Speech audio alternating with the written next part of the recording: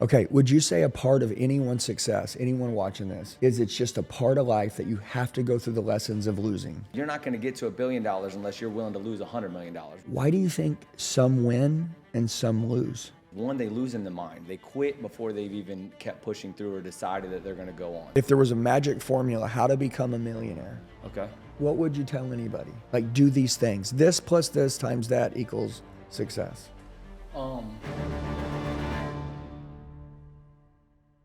Hey guys, what's going on? Andy Elliott. Today, I got one of my boys, Ryan, with me here today. Now, Ryan's been able to do something really cool, and no one's ever done this before. This guy, since 2019, right, which is 5 to 6 years, built over 100 franchises in the real estate space, which is really cool. I always say this, man, if you just watch how other people do things, your mind will start to run, and you're like, oh my gosh, dude, why aren't I doing that? And this isn't about real estate. He's going to tell his story, and I'm going to talk to him about a lot of things that have allowed him to win and scale and grow, and you guys are going to get a lot of value out of this. But when he talks, I want you to think about what you're doing in life. Maybe there's another way that you could look at what you're currently doing, and you were in real estate for a long time, and you looked at it differently, and you found this new niche, right? Yep. And then you built this thing, you became an entrepreneur, boom. Now you got this really cool life. Now you're coaching other people how to do what it is that you're doing, and you're doing a lot of other things, right? That's right. And there's like 4 big, main businesses that you're doing now, but it all started somewhere, right? And so most importantly, Ryan, tell everybody really quick, and because I want to lay it out.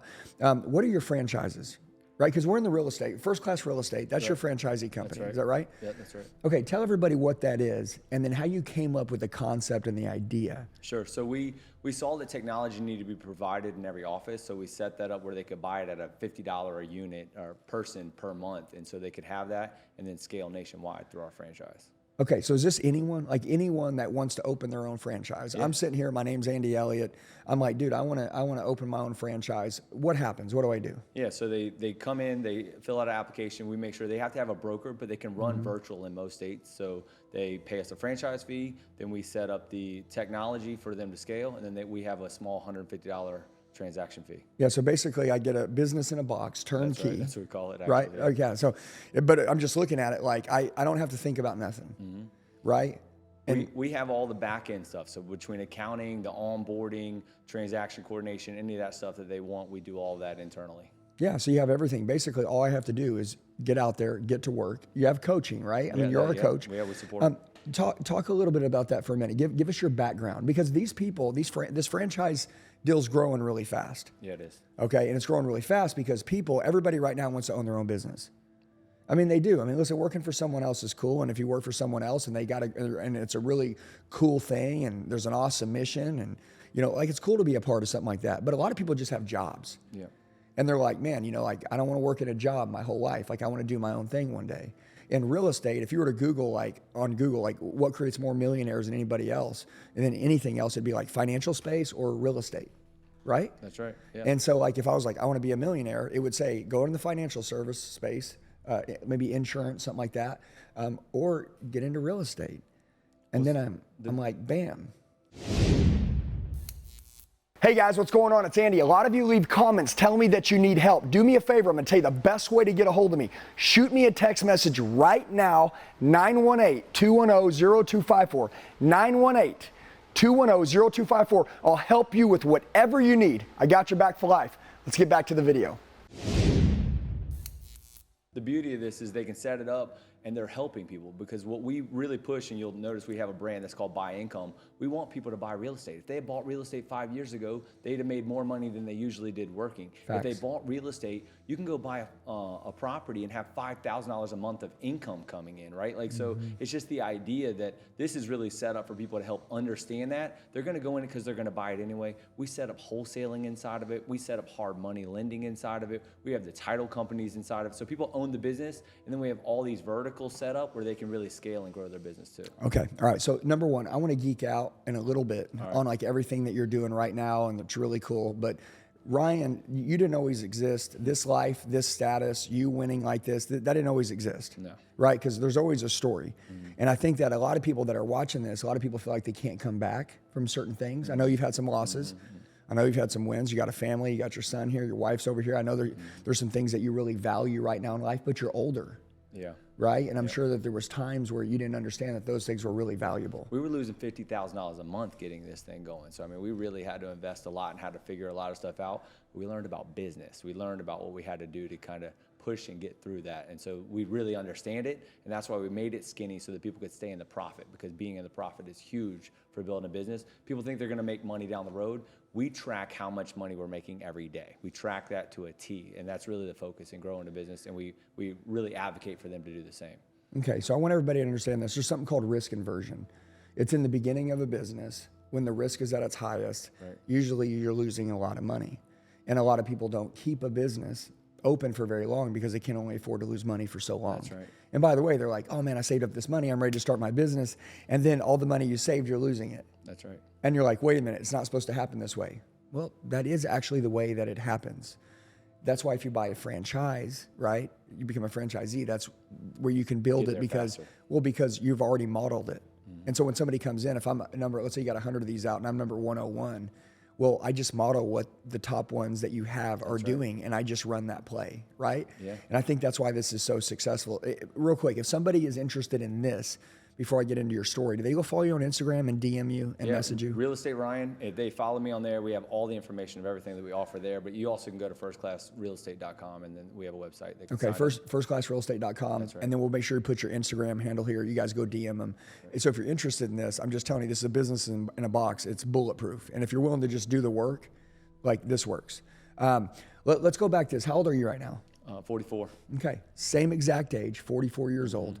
Let's go back. 60-second conversation. How were you raised? What was it like from 0 to 18? You know, I really don't even put this out publicly, but my mom came up and had some substance abuse issues. And I happened to come to faith at a young age, but I ended up kind of falling away as I got a little bit older. But I think that was really a crux for where I'm at today. But yeah, so came up in apartments. I grew up in apartments, and that was, it was interesting. Okay. Well, I always say this, and by the way, this is important. I think, sometimes you know who you want to be in life, right? And sometimes you know who you don't want to be. Does that make sense? Yeah, absolutely. Yes. So as you're growing in life, maybe somebody doesn't know that they want, I don't know I want to be a real estate person, but I may know I don't want to be like my mom. Right. Or I don't want to be like this guy. And so that's help guides me. Growing up, did you know who you wanted to be, or? I seem to always be in sales and business. I don't know how. I mean, I sold bubble gum when I was in school. I ended up becoming a plumber at one point before this. Yeah. I ended up quit plumbing full time and then jumped straight into real estate. And so, I just ended up having a knack for sales and understanding and business models and things like that. So. Okay, so do you think that you like sales because you like more of the commission side of things, like there's no cap, and you're really not one of these guys that wants to sit in comfort and safety? Do you feel like you've always had that itch, that edge, Yeah, that you want to see what's possible? I'm capable of. I mean, that's never stopped. I've always wanted to see what I'm capable of. And at one point, I even, probably in the last 2 years, thought I hit the pinnacle. Okay, this is where I'm at. And that really, like we were talking about before this is, my faith, I think it can go to another level. My fitness can definitely go to another level. Yeah. And that's really been a focus. My family, I really have gelled and really focused on growing my family and my finances, that I really dialed in on all those. And I really just want to scale and grow and see what I'm fully capable of. Okay, so if you notice, he just said faith, family, fitness, finances. He ran through his core values, his standards really quick, which is what he believes in. I want to say something, because anybody watching this right now, a lot of people are labeled in life. Okay, they're labeled, and you have these papers here because you said something to me. You said, I have ADD sometimes, right? Or I get distracted sometimes, or I could be thinking about business, but then I'm talking about Tahiti next, right? Okay, so growing up, did you ever have anybody say you can't focus, you can't pay attention? Did you ever feel like you were different? Well, I think ultimately what happened is you create an identity. And what happened is I had an identity shift. And some of it's delusional. I would think I was doing better than I was, and that would give me a confidence that really probably shouldn't have been there, which pushed me forward, right? Like I knew what I was capable of. It's not a bad thing. It's a good thing. It worked out to my favor in some cases, and at the same time, it was also holding me back, and I had to realize, okay, there's more to this, and I can do more. But people are always putting labels and identities, and I shucked that stuff off. That I was like, I should be dead or in jail. That's what they'd say, and anybody that's close to me would kind of find out, okay, we know how you came up. We know what you had as a basis, and ultimately, I just decided I want to learn more. I want to do more. You know, I want to keep pushing and pushing. Oh, let me tell you my game changer. Mouth tape. You were talking about this. Game changer.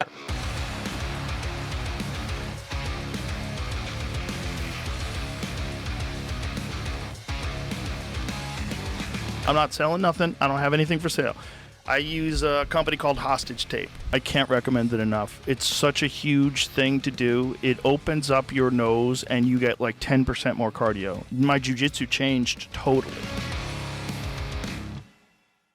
Yeah. So, and guys, one of the reasons why, you know, I like doing these podcasts, these are important, okay? Because this is a new traditional learning. I'm not going to say it's dead, but this is the fastest way to scale and grow anyone in life. Absolutely.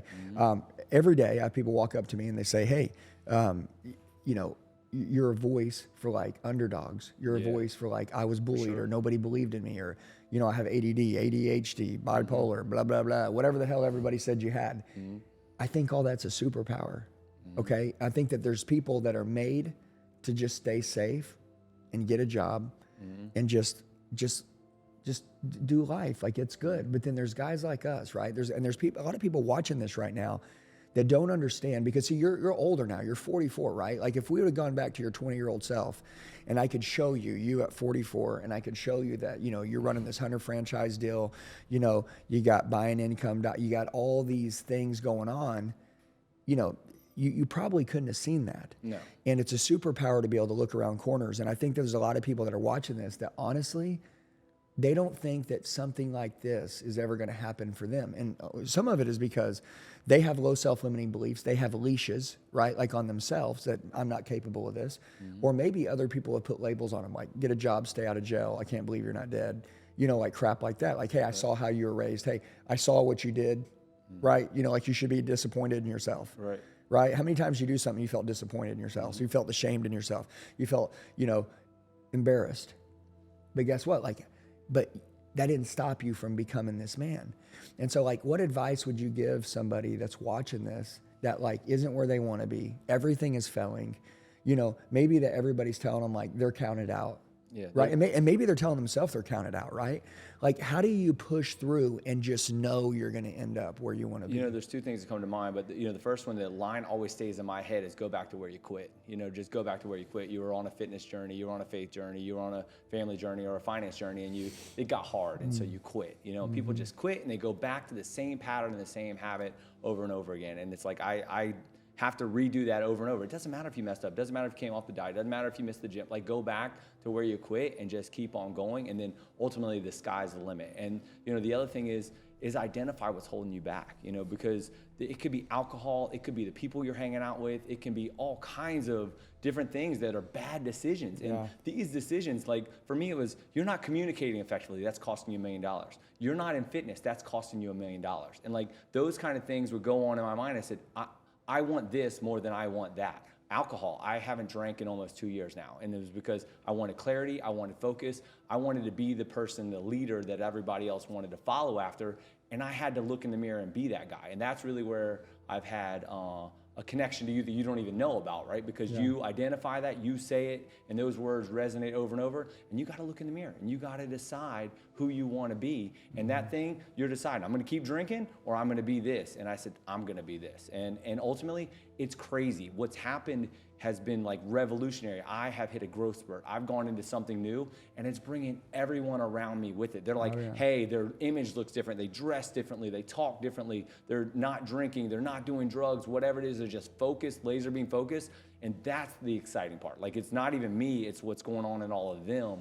And that pumps me up. And that's why, you know, I even want to do this podcast. Like, how do we get that story out? What you're doing is not just you. I know you see it probably 100 times, but you don't even realize what's going on in other people and the ripple effect that's going on. Huge. The legacy that you're building is even going on. And I go, I want to be a part of that. And I want the next person to be a part of that. You said my son's in here. My son and his son, me and my wife just celebrated 16 years of marriage. And so, nice. so So we, we look at it like our kids, that's going to go on the decisions we make. Thinking our long marriage. range. Yes. Yeah. And when you start thinking longer, every decision you're making has that long term. Yeah. That's the kind of stuff that we don't even realize is going on in our mind that drives us to doing more because it's not even about us, but it includes us. Yeah, and I want to recap what he said. Number one, he said, winners live where quitters quit.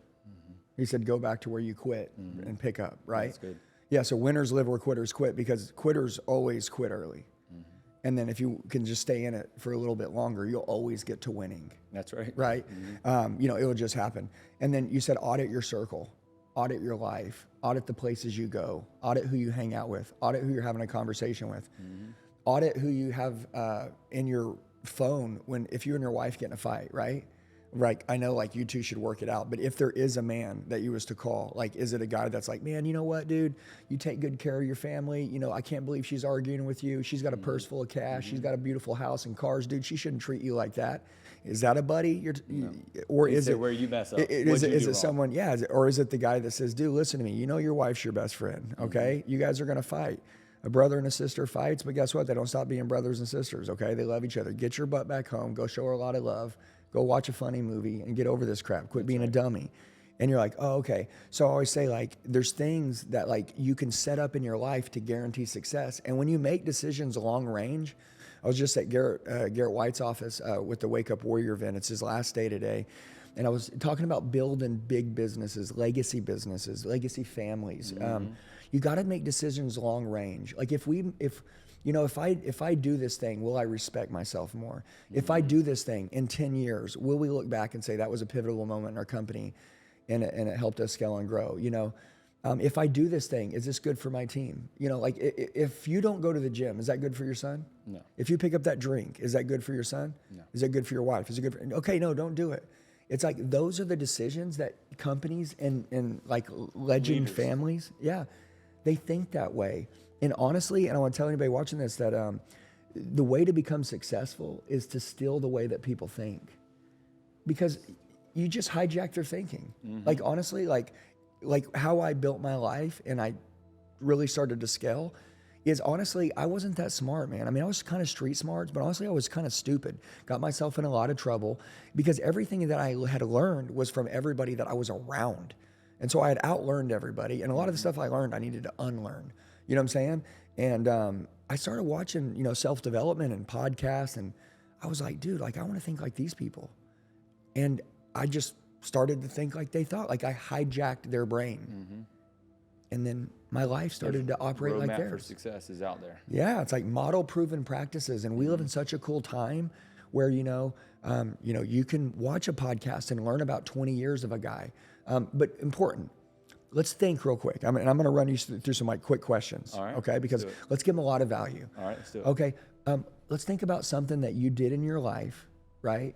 That like, you're like, dude, that was one of the worst things that ever happened to me. And I felt like I wasn't ever going to come back from. As I mentioned before, setting that business up, I losing money over and over and over again. But is this 2019? This was it was 2019. Yeah, well, it was 2018 going into. Okay, so we're 5-6 years ago. Yeah, you got this idea. Yeah. It sounded like all the money I had. I had no money left. And then it's only then that I decided, this actually had happened again probably in 2008 or so, but I ran out of money and then I was forced to make decisions. Versus now what happens is I go, wait, I watch things quicker. I see if the meter's coming off and there's an adjustment or a pivot that's not going right, I want to fix it quickly. And in this case, I waited too long until I felt like I was almost out of resources to then make the adjustments I should have made in the beginning. Okay, would you say a part of anyone's success, anyone watching this, is it's just a part of life that you have to go through the lessons of losing? You have to be able to challenge yourself and change. And so, I think I heard one guy say, you're not going to get to $1 billion unless you're willing to lose $100 million. Well, you're not going to get to $100,000 unless you're willing to lose $10,000. I mean, you're going to pay for a coaching program that's $10,000 to get $100,000. Unless you're willing to risk it, you're not going to get it. And so that principle goes on over and over. You can't open the business and spend $25,000 to open a business, then you can't get to the next level. And so you can lose over and over again, and at the same time, you have to be willing to lose it to get to the next level, to push yourself to be who you have to be to get through it. These people that win in the franchise game right now, currently with you, and that win in any business, why do you think some win and some lose? Like, I have an answer, but like, Yeah. I want to know, like, why do you think though, like, two people have the same opportunity, two people, why does one win, one loses? I see usually in my experience is two different things. Is one, they lose in the mind. They quit before they've even kept pushing through or decided that they're going to go on. So they're like, they can't come up with, they come up with an excuse not to do it before they even try. And they talk themselves out. They don't do marketing because they think somebody's not going to like it or somebody's doing better. They don't make a decision. They don't do the work, but it will end in something else. So they talk themselves out of it. Even if they were winning, they almost can talk themselves out of it because they just decide one day. So like internal leashes. Yes. Like, what I mean? Like, they're telling themselves Mental lies that are handcuffs. false. Yeah, mental handcuffs. Do you think when a human being puts his back or her back against the wall, You find out who you are. but do you think that increases the success rate of the person? Because if there's any plan B, I mean, any at all, right? They abort. But there's just no way that you're ever really going to give your very best, right? It's funny. They got a parachute. Well, yeah, but like when you were losing money, a man that was inside of you, a next level business person, someone that hadn't been brought to the table yet, right, came out and things changed and shifted. But only until your back was against the wall, right? Until you were in pain, until you really felt that everybody you loved was about to get really hurt, right? Yeah. And what is funny is I went into it with that even mindset, because we sat around the dinner table when I was talking to my daughter and my wife and my son. I said, I'm going to risk it. I'm going to risk this amount of money we have because I got a vision and a plan that I really think we can go after it. And if that decision happens and then months or years later, you're running out of money and you're making these other changes, and it's interesting that I think I knew I was risking it when I was having that conversation with them, but I was betting that I would figure a way out of it even if that happened, but I didn't think that at the time. So I see kind of the way you operate, right? Okay. And there's a lot of danger in like opening a business, right? But then also there's zero fulfillment in taking a salary. Yeah. That's right? Okay. So would you say if anybody wanted to be really successful, right? They probably would have to live in abundance. They couldn't have any scarcity, any poverty. Like, you can't believe that way. You can't think that way. You can't let that stuff flow through your brain, your veins, your brain. You can't frequency. You can't have that frequency. You can't have it. So what are some tricks that you do to keep yourself in abundant, whether the bank account's full or not? I have a line, and I say this kind of over and over to other people and to myself, and I'm like, well, what's the alternative? And I know as simple as that line is, I'm like, if you don't do it, you're going to stay right here, right? Like, it's like you're going to stay in the same spot that you are. And the abundance mindset of it is going, there's more to go. We're only to right here. We can go after getting more. And the alternative is like, well, I don't want to risk that money marketing. I don't want to do it. Well, what's the alternative? We're going to stay exactly where we are. And in the abundance mindset, it's like, there's more. You can do more. Somebody else did more. There's a way to figure it out. There's so much out there. And when you realize it's like the even if it's monetary for business sense, that it's like the air. I mean, there's just so much out there, so much opportunity that we can't limit If somebody's broke, poor, they don't have anything, they're dead Ian on zero, how do they create abundance mindset? How does that happen? Because there are people that are going to watch you there and say, yeah, but do listen to me. You don't understand my situation. Yeah. Okay, so can we talk to those people? But I was there. So yeah, that's so how talk to those people. Yeah, I had $50 in my bank account in 2008. So I was there. I know exactly what that's like. And it's funny, I get this stuff all the time. And it's hard when you're further ahead to be able to make those decisions. Yeah, because they think you don't understand. Yeah, but then somebody said, hey, I don't have the money to go do this. And I said, then you need to work. And so that's why I was talking about when we were talking about this earlier, is I track how much money I bring in every day. I track how much money other people bring me in every day. I track how much money my money makes me every day. And I track how much money I make on debt every day. I'm drilled in. And so they don't have to have other people. They don't have to have other money making money. They don't have to have other debt, but then they should work. And that should make a certain amount of money every day. They say, well, I'm spending money, it's hard to get ahead, or, that I'm making more money. I'm not making as much money as I'm spending. I'm like, those are life decisions. I've been to third world countries. I've been on mission trips. They don't have the amount of money that we have. We're rich compared to them. And that seems really hard for everybody else to understand. But if you're not working, you don't have any money. The Bible is clear on that. You're not going to be able to eat if you don't work. So you've got to do work, but they've got to track it. People, we're talking about this business thing. They do business where they think, I'm going to do work and I'm going to get paid later. You're not at a place. You got to go work for somebody else. Go sell for somebody else. Go work for somebody else. Go find a millionaire. Go find a billionaire. Work for them and make them money. Well, wait, that's not going to get me where I want. No, you're going to learn a lot working for them, and you're going to be able to make some money. And then you're going to get to make decisions. Do I hire somebody? Do I have my money making me money? And can I leverage that to make debt make money? And then that's what they have to do. They have to go do the work, put in the work. They don't know what we do when we work 12, 18-hour days to go bring money in. Like, they don't understand that will usually be the problem when they don't have money to deal with, because they're not working to bring in money. Right. So you need to work your butt off if you're broke. Yes. And that's nobody wants to hear that. It's like, it's not sexy. But it's just the facts. Okay, so there's a saying, it says, sacrifice for what you want, or what you want becomes a sacrifice. Yes. Yeah. Okay, so a lot of people, and this is something that's commonly really misunderstood, that saying, they sacrifice their health, they get out of shape. I've done that. Okay, they sacrifice their relationship with their wife. Yeah, okay, done that too. They sacrifice a relationship with their children, and they don't understand it, because they think that the sacrifice is, I'm trying to make us successful and win. Right.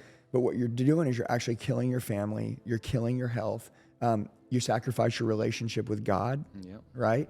So they don't have time to go to church on Sunday, or because sacrifice for what you want, or what you want becomes a sacrifice, and right. And so, I think there's a better way to do it. Okay, and I want to run mine for 30 seconds, but then I'm gonna pass it to you, because I think you need to tell this story, because I know there's something that you're not telling anybody about, some sacrifices that maybe in your family had to made to build this thing. And a lot of people, look, if I told somebody, listen, you're going to have to live below your means right now for the next 2 years to build this. Well, what does that mean? Well, you're going to have to go sell your car, I've done that. right? Like, what do you mean? We're going to have to go get rid of your house. Well, hold on, wait a minute. I want to go up in life, not down. Time out. When you go to become successful, you intentionally take 2 or 3 steps back in your life to get ready to take 20 steps forward. Yes. Wait, can you say that again? Because I don't think they understand how important that is. That is really, really important. I understand how important that is. Yeah. But I don't think people will be able to skim past that. Well, so basically in 2019, so your story in 2019 you built. In 2019, I was a W-2 employee, and from 18 to 39, I was in the automotive industry.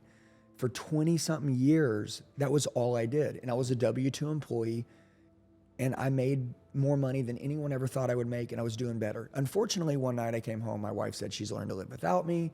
She says I'm getting comfortable, I'm out of shape.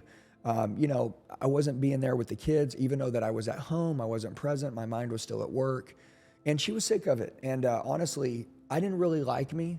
I would look in the mirror, and I wasn't really seeing a man that I liked. So I didn't really love me. So I probably was giving them all a bunch of trash, you know what I'm saying, as well. And all I wanted to do was try to bring home that big check, because I thought if I just made more money, it's going to fix every problem in my life. And clearly over 20 years, it didn't. And my wife was like, something's got to change. And, whether you decide to change it on your own, or you have a family and they kind of draw some hard lines and like, hey, something needs to change, or something's going to change.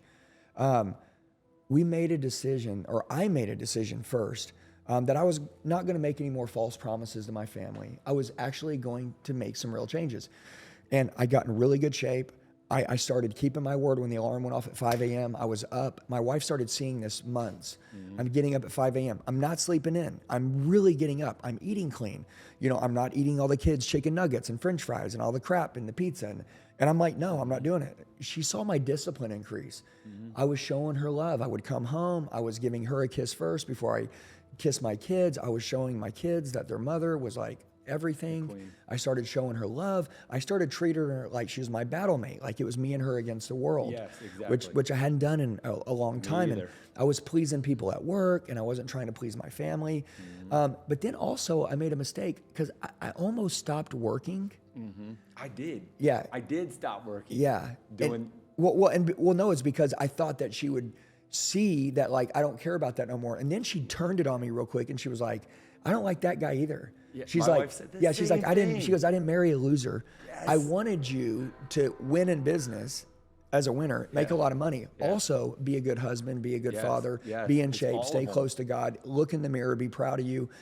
And I'm like, damn, man, what does this girl want? here's the deal. She actually saw someone in me that no one else saw in me. And I'm going to tell you this, if you ever have somebody that tells you something like you're made for more, be careful not to shut them out and kick them out. Because most people, if somebody was to say that to them, they would be like, bro, like, why are you pushing me? Why are you doing this? Everybody wants to be great. And if you have one person that believes in you, that you can become that, and they tell you, you need to stop and be like, oh my God, thank you, God, for bringing me this person. And that person was my wife. But I'm going to tell you what happened.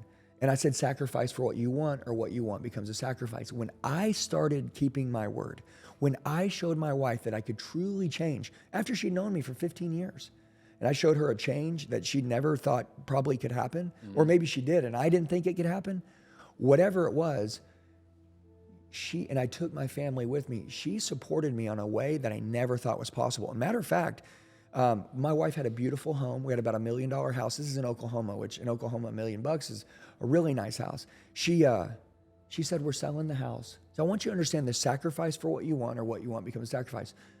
She says, we're selling the house. We're going to go get a rent house. We're going to sell all the furniture.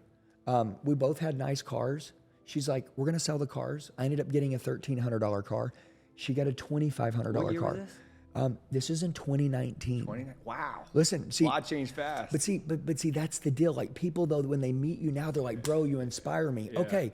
Just to make sure though, you understand that the sacrifice wasn't giving up on my health. It wasn't giving up on my family. Actually, it was diving deeper into the things that made me fulfilled as a man. And that brought out a new player in me. And we gave up we sold our cars, we sold our house, we sold everything. And for 2 years, we recreated and reinvented ourselves. I always say this, if you want to change your life, you have to change who you are. Because who you are right now, you're getting because of who you are, what you're attracting. Yes. And so if you want to attract something else, you got to become someone else. And that is so hard, because you have to look in the mirror and own all your crap, and you physically have to change. You can't change for me. I have to change me. But when I did, my wife, she supported me. We both took 3 steps back. We got rid of everything that meant nothing to us. And people say, well, what do you mean? How could that mean nothing to you? That's your kid's house. Your kids had a pool. We sold all their toys. We sold everything. We took our kids with us. My wife, I remember telling them whenever we sold the house, she was like, hey, you guys, you know how mom don't let you jump on the bed, right? Yeah. We're going to let you jump on the bed now, have fun. We had mattresses on the floor. Really? But my point is it was like we gave up everything. But our family came together, we got close. And then within 2 years, I was built, my wife was built, my kids saw their entrepreneur parents. We shot social media content the whole time. And behind the scenes, the whole Elliott army was built. And so just like this was built, like you guys had to sacrifice some stuff, but you talk about your wife, like how she's super important to you and all these things. So it's like, sacrifice for what you want. You didn't sacrifice your family when you built this. It sounds like you got closer to your family.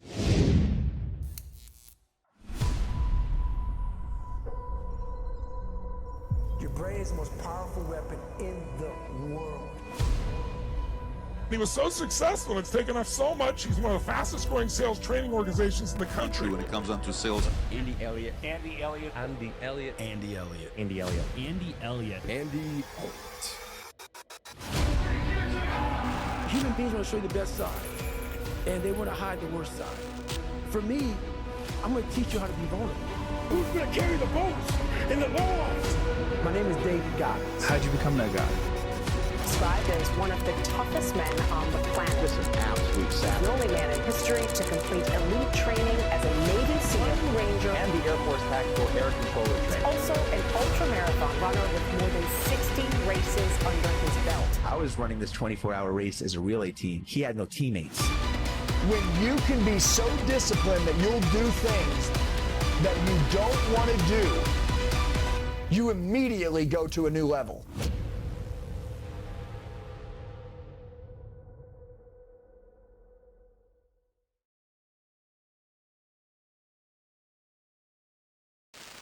Well, I've always had that deep-rooted thing that if you have success in business and you lose your family, then it's not really a success, right? And if you have your family, you don't go drive the business going up. That's part of what I had to adjust. I literally went through the same thing, that change. Yeah, so This is share why that. Share in the story. Florida now. Tell everybody the story. It's been a crazy story of what's going on, but ultimately, just to give it as a snapshot, as we lived in Virginia, we lived in a massive, amazing house, paid for. We had everything exactly how it would be, but you were super comfortable. yeah, we were really comfortable. And then I just said, this is boring. This isn't it. This isn't what I want. And I want more. And my health wasn't good. Like all of these things were not good. And I said, all right, fine. I just decided and I quit. I was up at 4:30 in the morning. We were doing cold plunges. Like we started going to the gym together. Real quick, because I want you to answer this. When you said my health wasn't good. Yeah. Okay, so at what point do you become self-aware? Because you obviously weren't aware to a certain point, right? Or you just tolerated it. What was the I know there had to have been a day. Yeah, there had to have been something. I read a book by Craig Groeschel, right? Okay. So I decided I wasn't going to drink just because I felt like it was making me feel sluggish the next day. So that was the beginning of it. Then I ended up with this book, Craig Groeschel, called The Power of Change. And I read that book, and it said that's based on your identity. And so then I spent the next month thinking through, who am I? Why do I believe this way? Why am I operating this way? And then I just said, you either quit drinking because you're taking a break, or you quit drinking because you identify as someone who doesn't drink anymore. And that set a ripple effect, the spiral that went on and all this other stuff that went on for health. And then essentially my wife been already telling me all of this stuff the whole time. So I already had it in the back of my mind. I just was shooing it away. And then so I started implementing, and all of those things as we implemented, I just went all in. I did oxygen chambers. I did the cold plunges. I've done all kinds of things, and it rejuvenated me, and it led us to a point. But did everybody think you were crazy? I almost isolated from everybody. I took a step back because they were going out drinking, and so I wasn't in that pattern anymore. So everything just changed. Question: when you started buying all these things, cold plunges, oxygen chambers, all these things, right? Everybody, they're thinking that you lost your mind. Yeah, no, right? I'm assuming, but they don't now, because now I'm driving in a Rolls. I'm living in Florida, but that's a part of the thing, though, right? Yes. Because you would agree that any sick person that's successful, if you crack them open, they are crazy. Yeah, right? You got to be insane. So if you'll notice, you've been crazy your whole life, but not until you became the most successful. Wasn't the other stuff crazy? Wasn't the pattern we were on of the way the world was operating? Wasn't that the crazy part? Because it was holding us back from what we could have been. Well, that's normal. No, that's the problem. Right. See, okay, so what we just identified is that drinking is normal. Yeah. And using cold plunges and oxygen chambers and going to the gym is weird. Yes. Yeah. And only the weird people get remembered, and they don't make statues of normal people. Right. But I wasn't even doing it for anybody else. I was doing it for me. No, I wanted to be you wanted to optimal. like you. Yeah. Oh, I wanted to see what I was fully capable of again, because I was good enough. I'd done good enough. I could compare myself to somebody and feel like it was good enough, but I was like, but I'm not good enough to where I want to be. And that's what I almost want to inspire in anybody else. Is like, are you good enough to what you can be? And ultimately, we all have gifts and talents, and we're capable of way more than we think we are if we just stop with all the insanity of the other stuff and just really laser beam focus. How important do you think the role of you getting healthy is to the build of this business? I think it's huge. It was like, had you not gotten healthy, would this business have grown? This business has only parts and parcel to what happened with being healthy, and so ultimately I have people. My daughter works in my company, another girl named Faith works in my company, and Alexis works in my company, and they've helped create the vision of all these other pieces that went on. This business became the springboard to all these other companies because I was able to think clearly through all. One company has line items of revenue that comes in, right? But when you move that company to becoming a line item, then ultimately I can add 5 line items of this company. So now I have 5 national companies, not one, because the brain power is up here. Would you have built any of this, though, had you not gotten healthy? No, absolutely Okay, not. so for anybody watching this right now, if somebody's like, I'm sick of the health crap, okay? Like, teach me the business. Listen, I'm just gonna give you an example. What would you say to this guy? Look, dude, listen, save all the fitness crap, okay? Listen, I'll let you coach me. but I'm not going to listen to the fitness crap. Okay. I want you to teach me the business. I want to know how you built it. I want to know the infrastructure. I want to understand it, but I don't want to hear about this fitness crap. Yeah, unfortunately, it's probably going to cost me money to tell you this, but I'd probably tell you, never mind, I don't want to work with you. Okay. So why would you feel that strongly about it? Because I know. Because it's going to sabotage on the back end. Every bit of work I'm going to put in, I don't want to waste time. That year I spent sitting on the couch figuring, I said, who do I want to invest in? Where do I want to spend my time and energy? I'm inaccessible to a lot of people because I won't give them time and energy, because I know that to go to where I need to go, I can't waste time or energy or money on things that are not going to So if there was a magic formula, right? You know, like 1 + 1 equals 2, right? Well, there's non-negotiables. Yeah, but like if there was a magic formula, how to become a millionaire, Okay. what would you tell anybody? Like, do these things. This plus this times that equals success. Okay. So, I mean, ultimately, they're going to have to get rid of a lot of things that are wasting. And so when they realize in their time of day, they have 168 hours every week. I mean, you can break that down to a formula of what they need to do to make that. And so time management is going to be a big part of that. It's going to be a huge factor. And then their clarity in their mind to see what they're doing is wrong, which means I can tell you, and I've talked to other people about this. We were talking about not drinking. I said, I need you to track how much money you're making every day. And they realized they go through a day and didn't bring in any money. But see, he stopped drinking, which allowed him to go into that level of saying, okay, I'm seeing that I'm wasting time on things. Now he could go to somewhere else, but I think the precursor was he was all in. Once you're willing to give up the thing that doesn't really matter, maybe, because you can still be a millionaire and drink. I mean, I understand that part of it. Yeah. But if you're not, to try and get there, it's holding you back in that brain power. So I think it's a huge part of the equation. But it can be drugs. It can be, there's all kinds of things that are distractions. So kill off anything that's a distraction. Distractions are killing you. Yeah. The things, people are busy doing stuff during the day that's a distraction, and it could have nothing to do with alcohol or otherwise. Their business. Yeah, social media. Yeah, they're spending time scrolling it instead of producing it, right? Or whatever that's going to be. Then they're doing non-dollar productive activities, but everybody understands that. But they think, oh, I'm going to do this and it's going to come later. You need to do this and that. You need to do the thing that brings in money today and the thing that's going to bring it in later. Do you think at night, before the next day comes, do you think that you should write down, what you're going to, tomorrow I'm going to get these 6 things done. I know 911s exist. I know there's going to be interruptions. Margin, you need margin for that. Right. I know this stuff is going to exist because it happens to every human. But these 6 things I'm going to do. And then would you say that, like, you said, like, non-income producing activities have to disappear or be put on the backside. But important things and income producing activities, I think. And then higher producing activities, right? So if something makes you $1 and you can do something else they make $5, they need to be finding those. You have to track it to figure out, today, these are the 6 things I'm going to do. Tomorrow, 3 of those things actually aren't good because I need to fill 3 other things in. And you have to have clarity to figure that out. You have to have data to figure that out. So like without data, you're screwed. And you're saying, if people are like, dude, hey, because what do you think about this? And I want to ask you, because you're going like how to become successful, which is like, to me, a lot of people don't understand money, right? Okay, so your wife is like, hey, mow the yard. Okay. Right? Yeah. And I don't have grass in Arizona, but I did in Oklahoma. So let's say she's like, mow the yard. You can pay someone to mow the yard $50 an hour. Okay. Right? But then she says, or even you're thinking, hey man, I'm not too good to mow my own yard. Sure. You know what I'm saying? So how do you feel about that? How much money can you make an hour?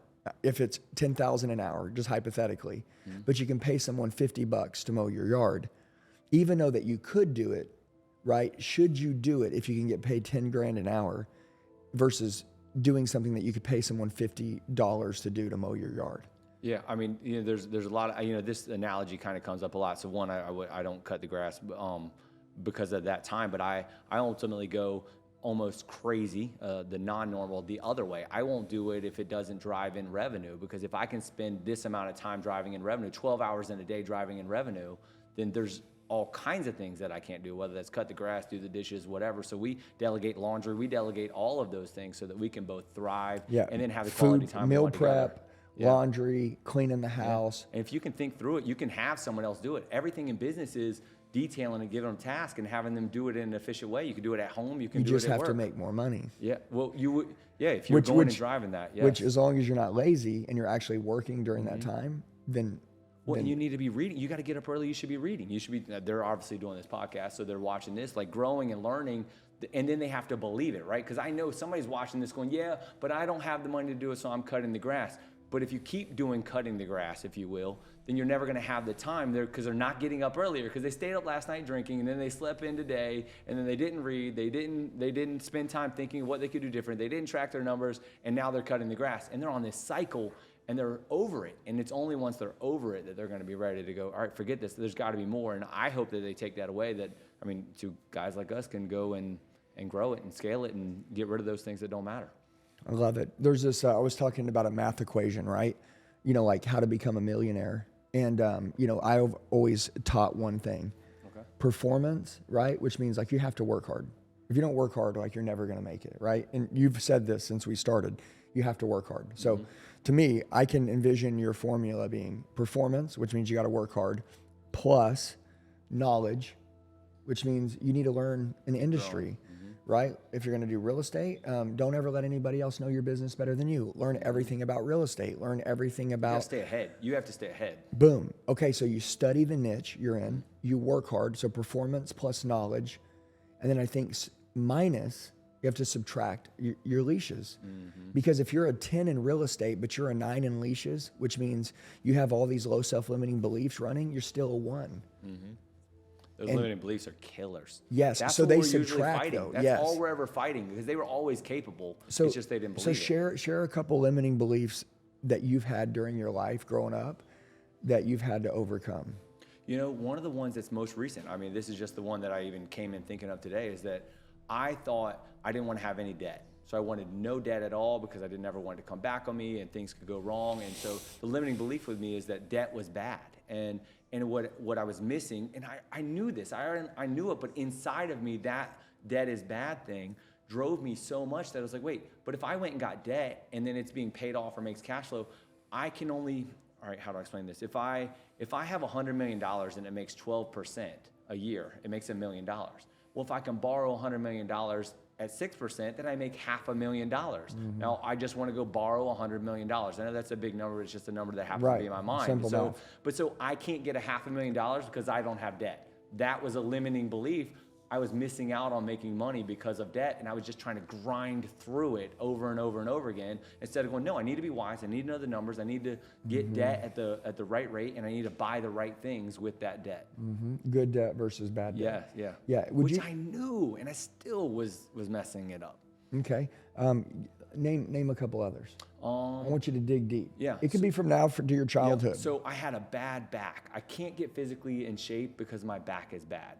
And it was bad because I was eating poorly. The breads and the things like that were making me so I don't have a bad back anymore. I go to the gym. You saw me at the gym today. Yeah, but isn't that crazy? It's crazy. I kept believing it until I decided to go do this. I don't have time to work on my health. I didn't have time to work on my health.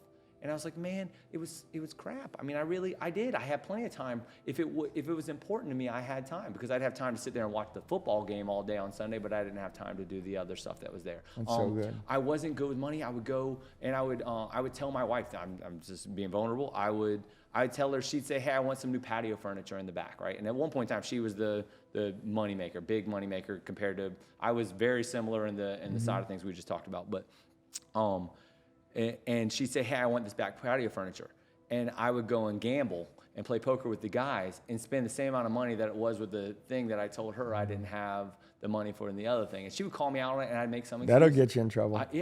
But see, she already knew. But it was all of these kind of things that were crap that everybody already knows. And when you get real with it, then they have a whole new respect for you and it actually holds you back because everyone else knows your crap. When you did those things, did you feel like, like everybody's against me? What changing? No, like if you would go gamble and then, she would ask to spend that on fat. Oh no, I'd make an excuse of like, this makes me happy. I work hard all day and I want to go have a mental break or whatever it was. And it was just weakness. It was literally just weakness. Would you say that the people that you were surrounding yourself with at that time also were people that probably didn't value their family? Yeah, because if you sat around there, and you know, she brought this up, like that she doesn't eat buffets, and I'd say, why? I mean, I ate buffets all the time before we met or whatever. She's like, because if you go there, it's not usually the physically fit people that are healthy that are there, and I value fitness, and so whenever you're going, whoever you're hanging around, and I'm excited to go to your event tomorrow because I know what I'm going to see there. It's going to be people that are clean cut, they're dressed professionally, they're in good shape, they care about their business, they want their sales, and I'm like, I align with that, and I want to be a part of that equation. So, yeah, it's huge. I love it. Okay, let's finish with a couple things. okay. Tell us about who is Ryan today? What businesses do you have? What does your life look like now? Give us the 10,000-foot view. Yeah, so I mean, we've got it to the point now where on social media, like I'm in it, but most of the time somebody is on the backside of running it. You're creating it. Yeah, so I do content creation or different things like that. I'm growing out there and doing value. I get up in the morning, I figure out where's this, what do these numbers look like, what are these metrics, where's the industry going, where are we missing an opportunity? Is this in real estate? It's in Or all in of them. everything? So remember, it's like this is a lane, right? So if you look, I have a holding company, this is a company. Then you have a mortgage company, a title company, a hard money company. We have a wholesaling. So everything is vertically integrated to this industry. If somebody wanted to get help from you, Okay. in your language, you would say, anybody who needs help, this is what I can help you with. That way people could understand. Like Okay. if they wanted to use your services. Okay, so if it really would depend. If they want to open a brokerage, we have that opportunity. Okay, So open a brokerage. They can open a brokerage. Got it. They want to be a real estate agent. They can join on with our company and be a real estate agent. I actually even changed it up. I set up a coaching program. So I have a real estate and a finance coaching program. It's called the Money Game because once I learned this stuff about money, I realized every business is money. So I could help them with that when it's like, all right, you can sell this business to get this amount of money, or you can keep it and it makes this cash flow. You're not stuck. Now what's next? You either scale it up or diversify into more business. Anyway, so we've got coaching programs to help anybody, business, finance. They can reach out for that. Then we have the title company. We're disrupting with that. We're joint venturing it. What does that mean? The title company, so they're already doing real estate, whether they're a real estate agent or a broker owner. They do real estate. We set it up where we can sell off shares. We can run all the back end and operation. The same we did with the real estate company, we did with the title company. We said, we'll run the back end. You can be an owner in it, and then everybody collectively puts it together and then shares in the profit. And so it's another cash flow for them, and a lot of it's somewhat passive. So and it's low barrier of entry. Okay. So So title company. yep, title company, the coaching company, and then wholesaling. Yep. Go ahead. Tell me about wholesaling. Yeah, and so it's funny. The reason I'm even sitting here with you is because of Eric Klein. I mean, I know you love that guy. I mean, that guy is amazing. But so he teaches a lot of this stuff. But in the wholesaling side of it, I see where the market's going, and I realize that wholesaling is a part of this because if rates or rates were to go up, or if values are to go down, wholesaling is going to make it where it's less risky for people that are doing that. And at the same time, people have more equity in their homes than they've ever had before, and they don't have the money to fix it. And so they need the cash that's coming out of it. And so if you don't have the cash, we have a hard money company. So we're looking at if we can roll $5 million a month in hard money, we can help them fund the houses so they can take them down, or they can end up wholesaling it. But we can help them generate the business, and then we can help them finance it. We can help them with the construction. So I've done all this. That's why they call me Real Estate Ryan. I've done this in every capacity because part of my ADD that I was talking about earlier is that I just wanted to learn more and more and more. And then I said, okay, I've done that. I've done commercial. I've done rentals. I've done Airbnb. I enjoy it, and now I help other people do it as well. I love it. So, yeah. How many kids do you have? We have two. We have a 23-year-old daughter, Shayla, and she works at the company. And then we have our 14-year-old son, Kyle. Okay, so let's end this out with let's say you had a video. Okay. Right? Like you knew you were terminally ill. Okay. I just want you to really think about this. Okay. And like you're going to die. And so you want to make a video to your family, right? Okay. And you want to really leave them with a message, right? Something that's, important to you. And nobody would get to see it obviously until after you're gone. But you're making it. What would you make sure that they heard or that they knew?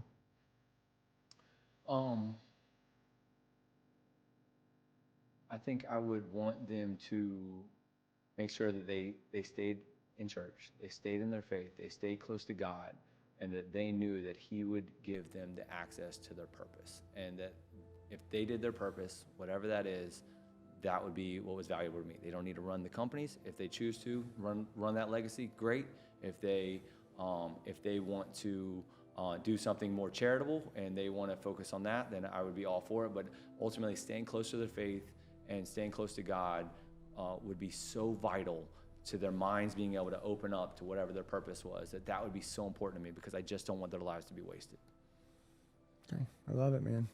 Appreciate you. Okay. Thanks, man. That's super important. Yeah. So basically, as we end this out, you'll notice a lot of people, they come back to God.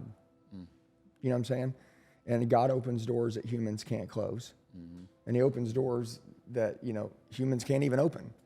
This isn't supposed to happen. These other things aren't supposed to happen. But you became a leader. You changed your life. I always tell people, leadership, it starts with self-leadership. You led yourself first, and then others wanted to be led by you. And now you're building leaders. That's the goal. It's pretty cool, right? It's interesting. Yeah, but you started with yourself, though. And had you not done that, you couldn't have led anyone else. No one else would have wanted to be you. Coaching wouldn't exist. These companies wouldn't exist. Your confidence wouldn't be there. None of that stuff would happen. And so those are things that God provides. And I think that, you were saying as you come up, people have shame, they have guilt. They're like, oh man, like the devil wants you to believe like you can never come back from this. Right? Yeah, they're lies. Yeah, no, I know exactly what you mean. Yeah, the Yes. father of lies. Yes. And so you would make sure that your family stayed in church so that they would understand the truth. The truth. That's right. That's huge, guys. So a lot of people would miss that because they'll think, oh, they need to stay in religion. No, they don't. They need to stay in a relationship with God. That's right. That's huge. So, man, super proud of you guys. Make sure you know you can go to Ryan's Instagram right now. You can watch a lot of his content. You can go to your website. Yep. First Class Real Estate. We've got Real Estate Ryan on Instagram. So yeah, Facebook, they can go on there too. I do a lot of stuff on there as well. Yeah, and I think for a lot of people, I like to consume a lot of short form content. It helps me learn people really fast. Sure. And then I find my people. And I always say you're one coach away from changing your whole life. You got to stop watching all those videos of mine too. I mean, every time you keep liking it, it's blowing up my stuff. I mean, don't you have other things you can do? I'm trying to blow you up because we need more leaders. And then, but I mean this when I say this. You get on there, you chew up 20 minutes of videos, and you're like, man, dude, like I align with this guy. Like I see myself in this guy. Know this, he has a coaching program. You can reach out. Happy to help you with that. Message him on, Instagram. Super important, this is something that a lot of people are like, man, opening a franchise, real estate, this, that. Dude, it's a proven practice. People do it. You can change your life at any minute. And so I always say, like, you're one person away from changing your whole life. Maybe this is your guy right here. And you plug in and listening to his story, how his life has changed so much. It's been a journey, your whole life. But really, when you started taking care of yourself with your fitness, getting your mind right, dude, it's crazy. Once you gave yourself the gift of spending time working on you, all of this started to happen way faster. And I think we're going to build a bigger community. Like, this is really just the barrier. Whether I know. The coaching, I know it you puts will. them in proximity. As soon as you get in proximity, that's when you can have the most impact. Because someone's watching a video or something like that. They can kind of walk away. But once we start getting in a relationship, then I know that we can have a bigger and bigger impact. And I really want to see more people win. And I know they can. I know the abundance mindset says there's enough for all of us. And I just want to see as many people win as we can. Well, and getting around impact players like him becomes contagious, and then you're like, why shouldn't I be an impact player? And by the way, that's what your goal is to build as many more leaders of you as possible. To reclone yourself as many times as you can. So make sure you guys go follow him on Instagram. Make sure if you love this, share it with somebody that needs to hear it. I know everybody out there knows one person that you're like, dude, I need to send this to my buddy. So make sure you get that over to him, and then you guys can DM him on Instagram and start a conversation or figure out what you guys can put together. So I appreciate you, brother. I love it, man. You guys have a blessed day, and we'll see you in the next podcast.